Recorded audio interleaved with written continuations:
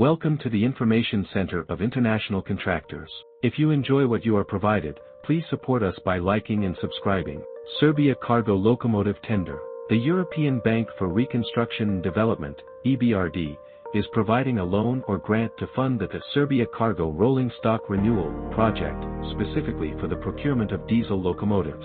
This project, identified by EBRD Project ID 53274, is located in Serbia and is managed by the client, SERBIA CARGO JSC. The specific procurement exercise with ECEPP ID 21861510 involves an open two-stage tender for goods in the transport sector. This tender aims to procure a total of 8 diesel locomotives, comprising 5 for traction and 3 for shunting freight trains. The invitation for tenders, designated as a two-stage process, was published on January 27, 2025, at 14:34, with the issue date also on the same day at 1600 hours.